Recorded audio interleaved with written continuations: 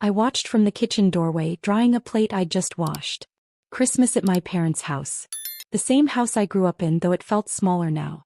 Or maybe I'd just outgrown it. Aunt Karen held court in the living room, her wine glass catching the light from the Christmas tree. Uncle Pete and Aunt Sarah flanked her on the sofa, all three of them dissecting the family gossip with surgical precision.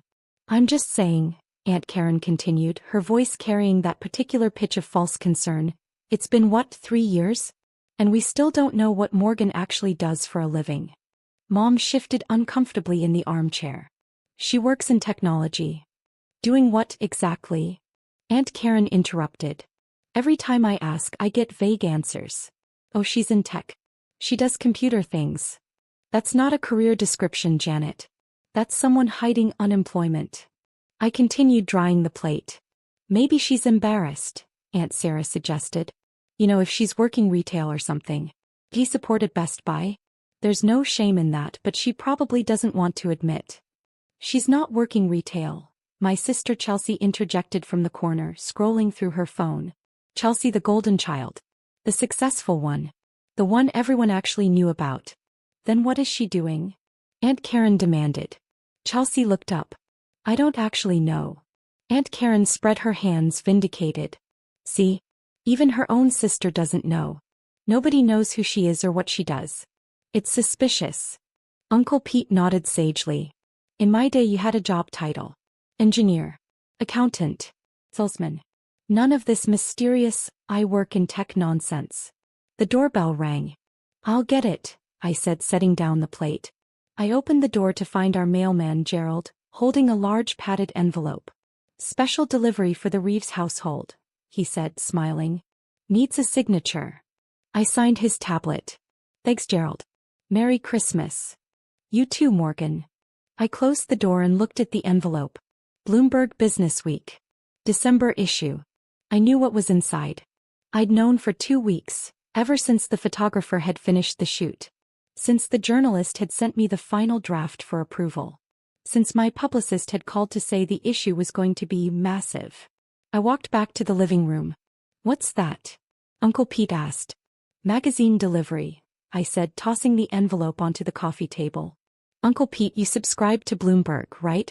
Your copy just arrived. Oh, excellent, he said, reaching for it. I've been waiting for the Person of the Year issue. They always do excellent profiles. He tore open the envelope. I returned to the kitchen.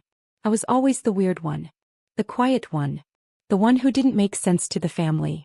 When I was 8 and Chelsea was 11, she won the regional spelling bee. The whole family drove 3 hours to watch her compete at state. She placed 4th. Dad took everyone out for a celebratory dinner at the nicest restaurant in town. That same year, I won first place at the county science fair for building a basic computer program that sorted data. My project sat in the garage for 2 months before Mom finally threw it away. We can't keep everything, honey, she'd said. Chelsea's spelling bee trophy sat on the mantle for 6 years. When Chelsea was 14, she made varsity volleyball. Freshman year. Everyone called her a prodigy. Dad went to every game. Mom organized the team snacks. Aunt Karen bought her custom knee pads. When I was 14, I taught myself Python and built a website for Dad's small accounting firm. It automated half his data entry. That's nice, sweetie, Dad had said, barely looking up from his paperwork. He paid someone $4,000 to rebuild the same site 2 years later because he'd forgotten I'd made the first one.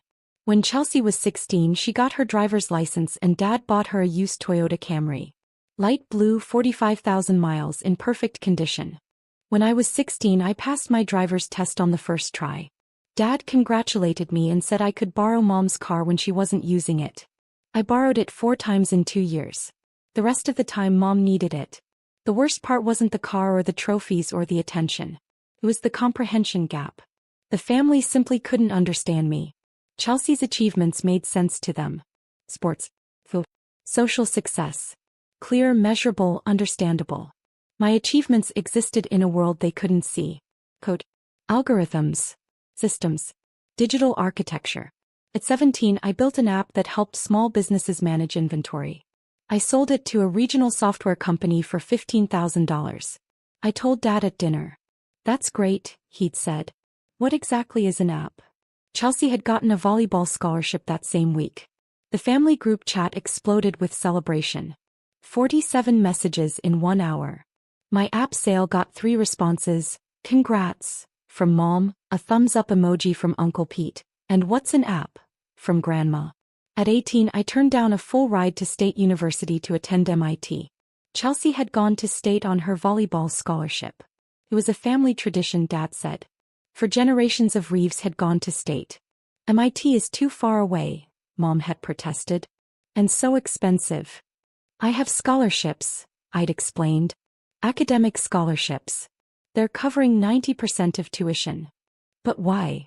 Dad had asked, genuinely confused. State has a perfectly good computer science program. MIT is MIT, I'd said. It's pretentious, Aunt Karen had declared at Easter dinner. Morgan thinks she's too good for the family school. I went to MIT anyway. The family came to Chelsea's volleyball games. They didn't visit me once in 4 years. What my family never understood, what they never bothered to ask about, was what I was actually building. At MIT I didn't just take classes. I lived in the computer lab. I collaborated with people who understood what I was trying to create. I found my people. Sophomore year I met 2 other students, David Chin and Priya Sharma. We spent 72 straight hours in the lab working on a project for our AI class. We built a machine learning model that could predict supply chain disruptions based on global data patterns. It was supposed to be a semester project. Our professor called it commercially viable. We spent the next year refining it. Junior year we entered it into a tech competition. We won $50,000 in meetings with 3 venture capital firms. Senior year we incorporated Meridian Analytics. The 3 of us equal partners working out of David's apartment. Our product, AI-powered predictive analytics for supply chain management. We could tell companies where their next disruption would come from before it happened. We had 12 clients by graduation. Revenue, $340,000 in the first year. I graduated magna cum laude. My family came to the ceremony. They took photos. We had lunch. They left before the evening reception where I received the departmental award for outstanding achievement in computer science. We have a long drive, Mom had explained. And your father has work tomorrow. Chelsea's volleyball banquet was the following week.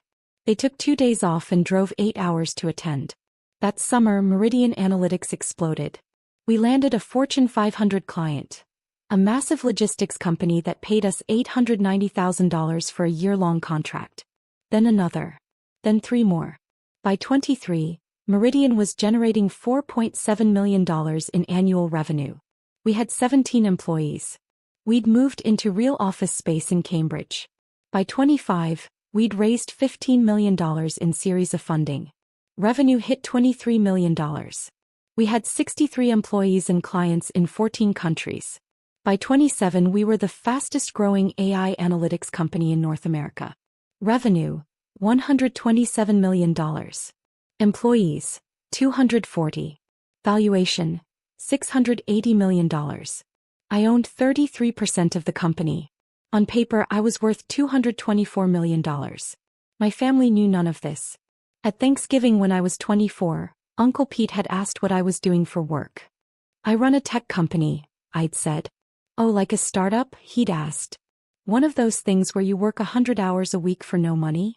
Something like that. Well, it builds character, he'd said, patting my shoulder. Even if it doesn't work out, you'll learn a lot. At Christmas when I was 26, Aunt Sarah had asked if I was still doing the computer thing. Yes, I'd said. Chelsea says you live in Boston? Cambridge, but yes. That's expensive. Are you managing okay? Do you need help with rent? I'm fine. Well, if you need anything, don't be too proud to ask. I owned a 2,400 square foot condo in Cambridge. Paid in cash. $1.8 million. At Chelsea's wedding last summer, Aunt Karen had cornered me at the reception. Morgan, sweetie, your sister tells me you're still not married. Still focused on the career. I'm busy with work, I'd said. What is it that you do again? I work in AI and predictive analytics. She'd blinked at me. Is that computers? Yes. Well, that's nice, dear. But you know, career isn't everything. You should think about settling down. You're not getting any younger. I was 29. I'd just been named to Forbes 30 Under 30 list. The article described me as a revolutionary force in enterprise AI. Aunt Karen had spent the rest of the reception telling people I worked with computers and wasn't married yet, poor thing. 3 months ago, I got an email from Bloomberg Businessweek. Ms. Reeves, we're working on our annual Person of the Year issue, highlighting individuals who have fundamentally changed their industries. Your work in AI and predictive analytics has come up repeatedly in our research. We'd like to profile you as one of our featured innovators. Would you be interested in discussing this? I showed it to Priya over coffee. You have to do it, she'd said immediately. It's going to make things complicated. Things are already complicated. You're running a $680 million company and your family thinks you fix computers at Best Buy. They don't think that. Morgan, your aunt asked me at Chelsea's wedding if I could help you find a nice stable job with benefits. I'd laughed despite myself. Do the interview, Priya had said. Tell your story. Own your success. The photographer came to our offices in September. 3-hour shoot. They photographed me in the server room at my desk with my team, standing in front of floor-to-ceiling screens showing real-time global data. The journalist interviewed me for 4 hours.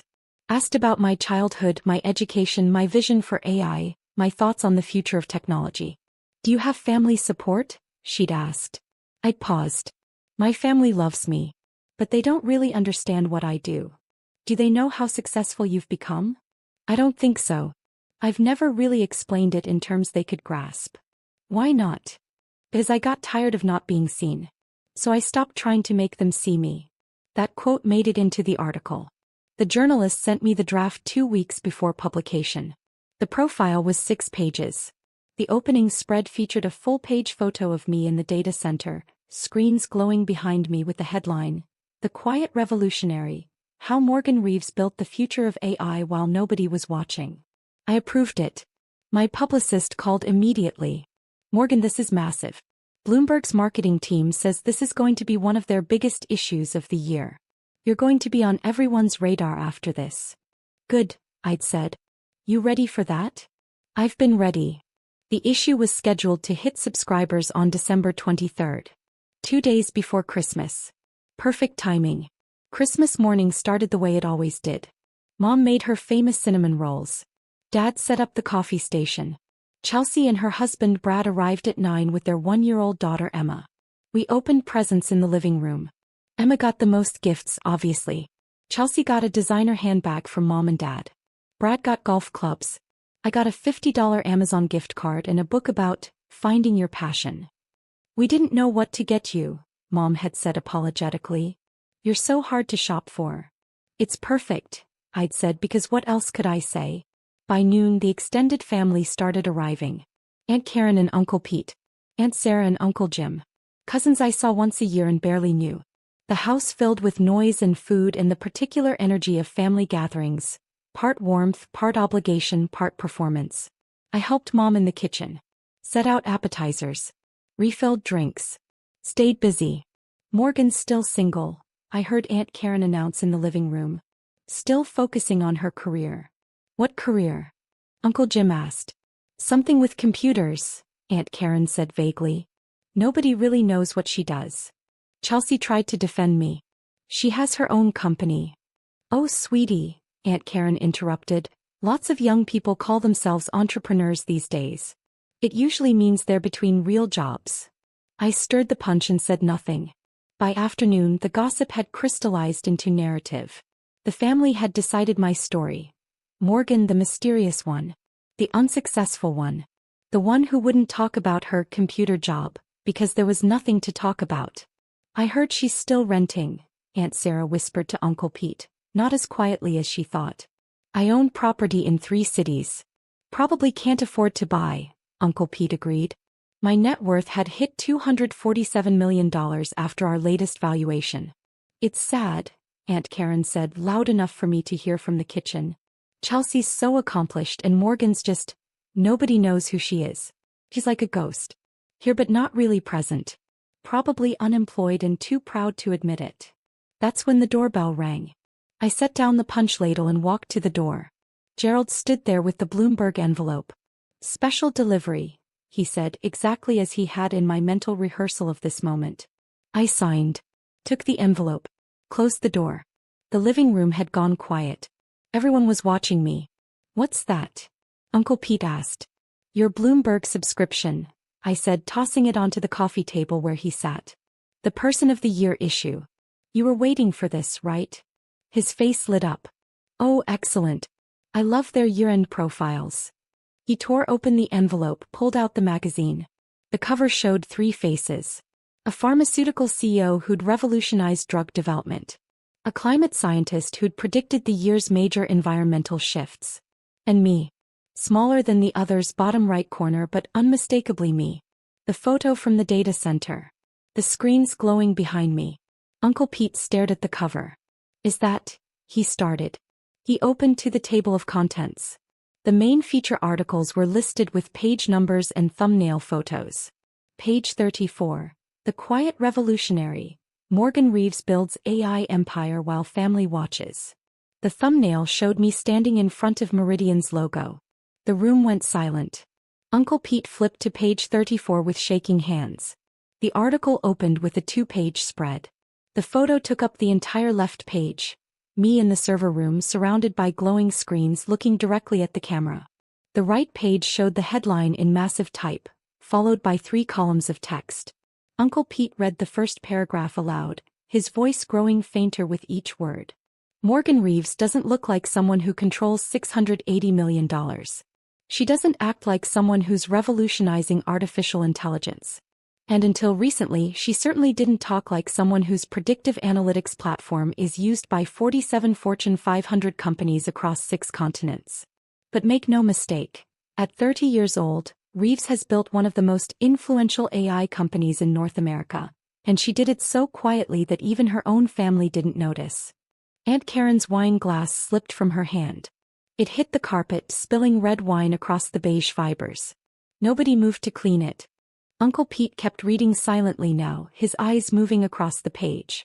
His face went from tan to pale to faintly green. Let me see that, Aunt Karen said, her voice high and strained. Uncle Pete handed her the magazine with trembling hands. Aunt Karen read. Her lips moved slightly. Her eyes widened. The article was comprehensive. 6 full pages. It detailed Meridian's founding, our growth trajectory, our major clients, our valuation. It included quotes from industry leaders calling me visionary, and the most important voice in enterprise AI. It included detailed financial information, our $127 million revenue, our $680 million valuation, my 33% ownership stake. It included the quote about my family not understanding what I did. And it included a sidebar titled, The Invisible Billionaire, with a breakdown of my personal net worth. $247 million at last valuation, with projections hitting $500 million plus in the next 3 years. Aunt Sarah leaned over to read over Karen's shoulder. Her face went white. This can't be right, Aunt Karen whispered.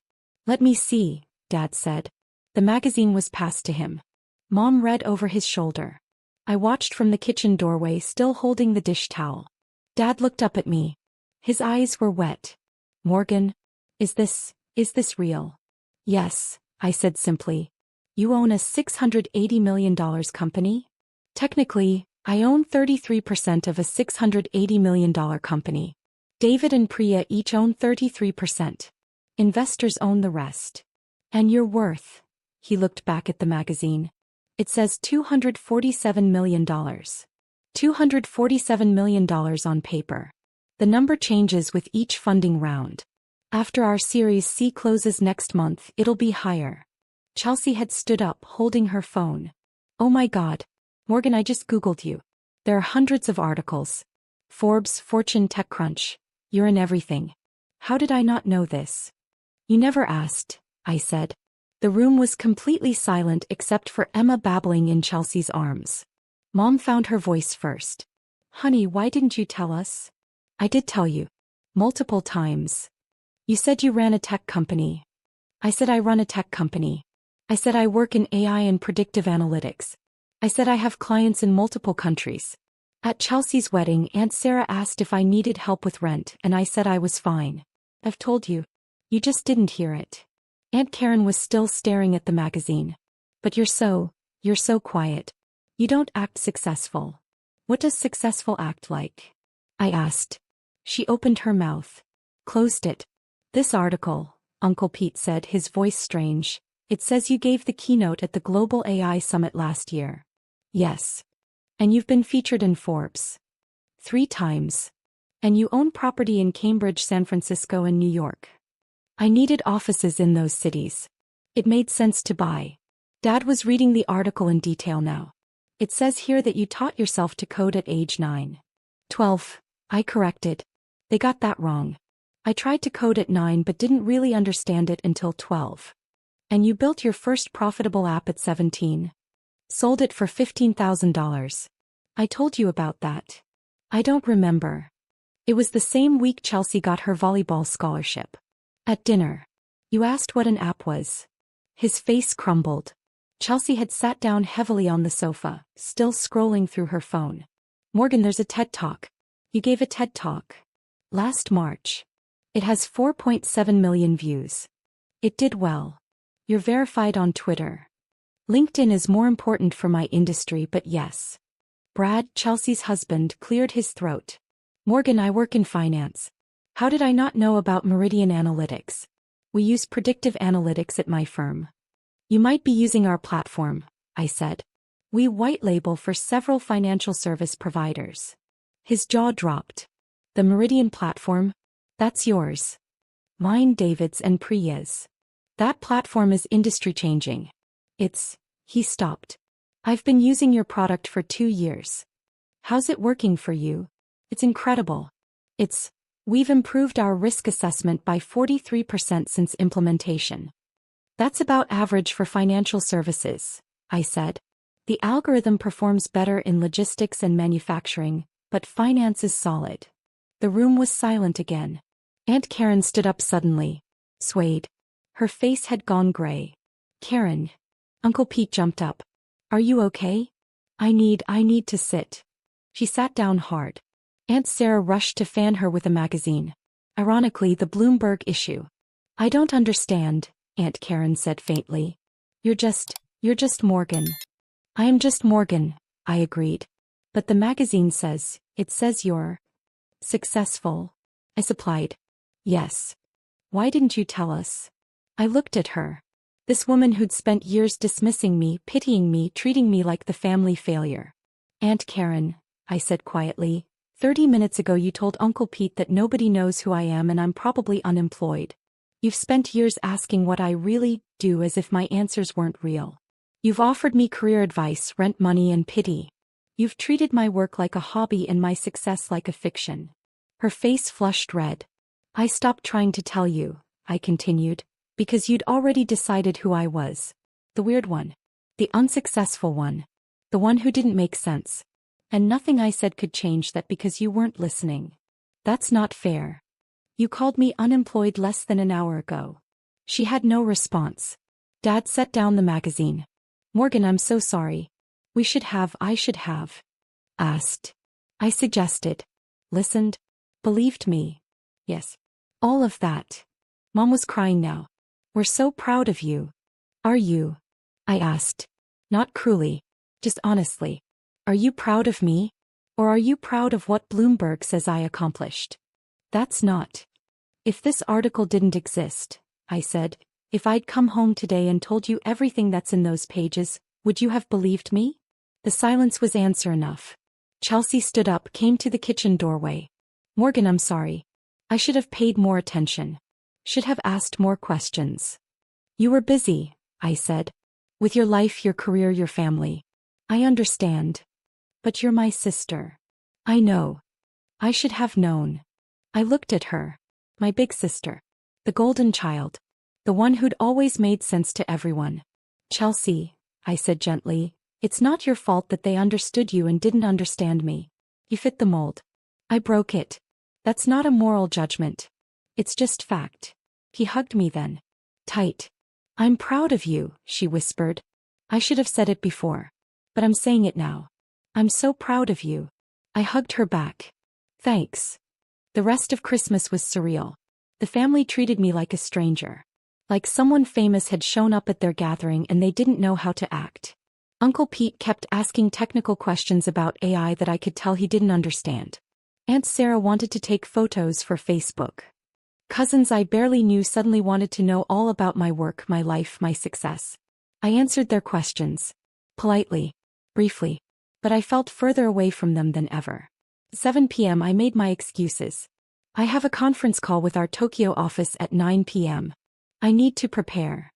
On Christmas? Mom asked. Different time zones. It's already December 26th in Tokyo. But you'll come back tomorrow, right? We're having leftover dinner. I fly back to Cambridge tomorrow morning. Board meeting on the 27th. Oh. She looked disappointed. We never get to see you. You can visit any time, I said. I have a guest room. We will, Dad said quickly. We'll plan something. Maybe we can see your office. I'd like that. I gathered my things. Hugged everyone. Accepted their awkward congratulations and apologies. Chelsea walked me to my car. Are you okay? She asked. I think so. They mean well. I know.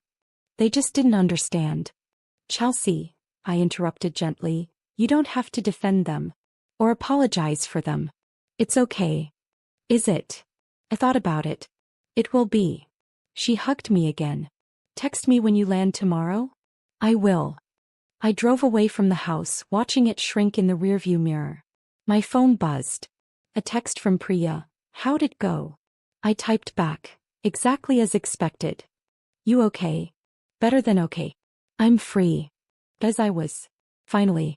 For years I'd carried their misunderstanding like weight. Their inability to see me had made me feel invisible. But that article, those 6 pages in Bloomberg, had done what I'd never been able to do. It had made them see me in a language they understood.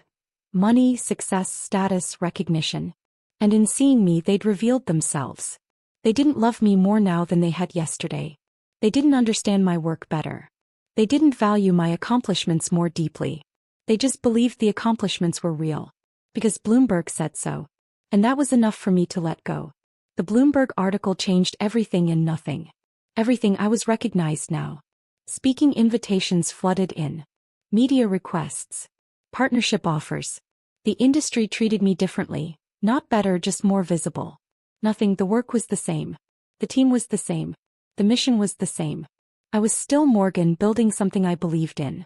The family visited once. They toured the office, met my team, saw the technology in action. Dad asked better questions this time.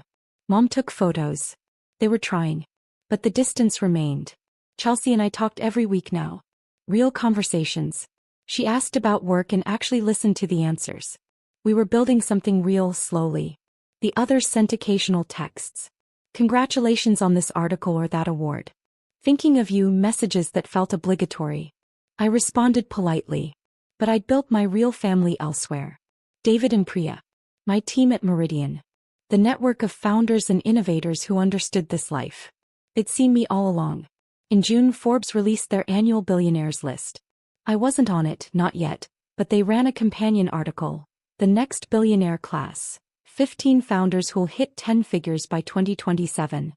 I was number 3. My phone buzzed with family messages. Pride. Congratulations. Aunt Karen sent a long text about how she'd always known I was special. I read them all. I responded to none.